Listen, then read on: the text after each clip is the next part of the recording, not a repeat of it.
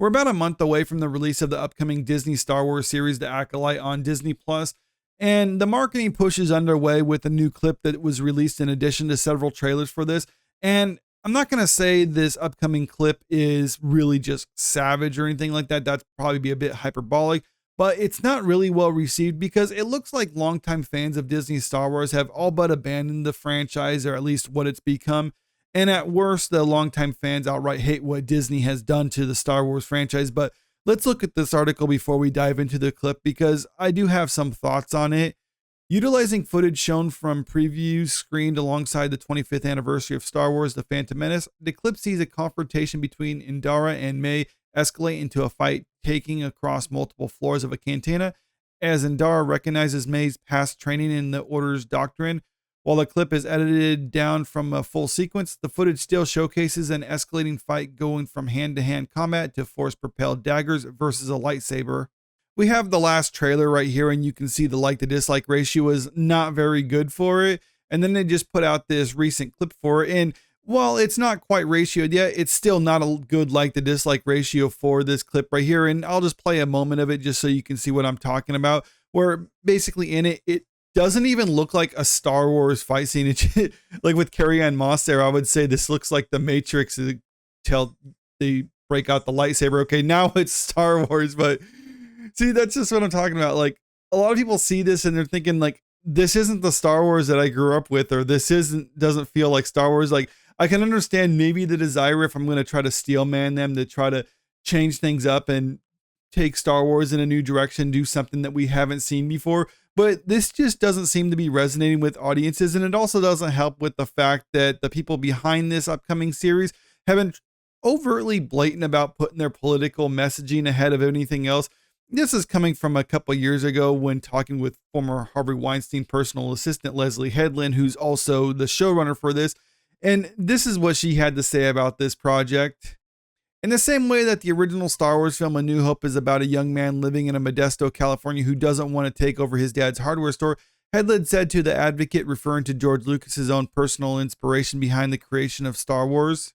This is neglecting the fact, though, that George Lucas's upbringing is pretty typical for most people, and that's why most people can actually relate to Luke Skywalker, because a lot of people have grown up in that environment where they want to go off and do something else. In fact, that's why Star Wars is basically the typical fairy tale where you have just the farm boy yearning for adventure, and then he has that typical call to action. I mean, it's pretty much screenwriting 101. But when it comes to the modern Star Wars, the reason they've been failing with audiences is because the showrunners and the creators behind it don't have that typical upbringing, or they don't have an upbringing that's relatable, or they're trying to insert certain aspects of themselves that isn't relatable to general audiences. She went on to explain how storytelling is often an extension of the storyteller, reflecting how aspect of that person's life and identity in the narrative itself. So as a result, she believes her queerness will come through in the show, even if it happens to be on a subconscious level. And this is where I'm saying Disney Star Wars and Leslie Headland are missing the mark on this one, because it's not even about the political messaging of this sort of thing, because obviously a lot of audiences are turned away when there's overt political messaging. We've seen that time and time again. Marvel is another example of that. But it just has to do with the fact that what she's trying to insert in there is less relatable than what George Lucas was doing. Because if you just really break down what George Lucas did with Luke Skywalker, if you're someone who just grew up in an environment that you wanted to get away from and you wanted to do your own thing, well, that's pretty much relatable to everyone. And that's why everyone, boys, girls, they could all identify with Luke Skywalker. But then when she tries to take it a step further with this one and saying like, well, it's about that, but also about trying to be a lesbian and stuff like that too, or that's the messaging she's trying to shoehorn into it to make it seem more relatable. Well, then suddenly you're ostracizing at least men right there, because men are like, well, then I can't relate to that. Or if you're straight people, it's like, well, I can't relate to that, or something like that. Because that's the whole point with how you're trying to make your characters is, yes, if you're a relatable person to the average person, like if you pretty much encompass the general audience, then maybe you could insert yourself a little bit more into the character. But if you're kind of an outlier and you acknowledge that you're an outlier, I mean, she refers to herself as queer. That means that she's kind of a little bit different than everyone else.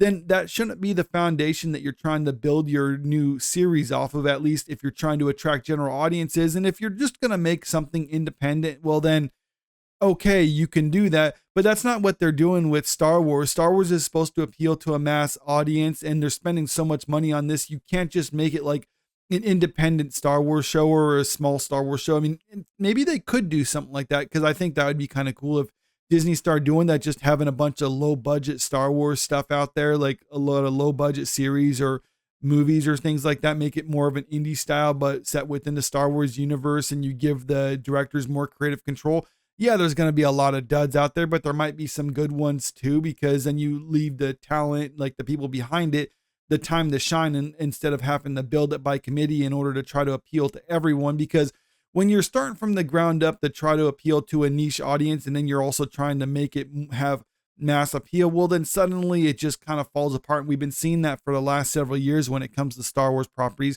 but we've also seen that with Marvel properties too, which is why they've kind of acknowledged that and have since trying to course correct, or at least that's what they're saying, the putting out like, oh, we're going to focus on the quality instead of the quantity. We're going to reduce the number of Marvel things that we're putting out every year. Bob Iger just said that. So there's like, we're going to reduce the amount of movies we're putting out to the same amount of movies that we've been putting out, and hoping that the shareholders don't actually notice that he's basically doing the exact same thing. But at least they're saying the right stuff, even if their actions aren't indicating that that's what they're going to do. But I think we're going to start seeing a reckoning when it comes to Star Wars properties, because they can't go on like this forever. Eventually, it's going to get to a point where they need to make successful shows and successful movies.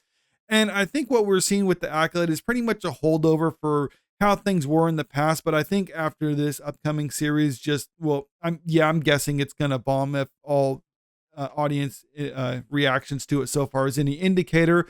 And after that, I think we're going to start hearing like, okay, yeah, there's a problem with Star Wars and we're going to fix it now. Maybe we're going to get word about some big rewrites coming for, well, there's not a whole lot of stuff for Star Wars announced just yet. Well, there's stuff announced, but nothing like really like in the pipeline. But still, I think we're going to hear some news about them trying to change course, or maybe that's the reason we haven't actually gotten any word and some hard dates for upcoming Star Wars properties, because they're waiting to see what this upcoming show does before they make any decisions. But let me know what you think about all this in the comment section below. Have you seen the trailer or the clip? Are you interested in watching the Acolyte, or are you just going to pass it up right now?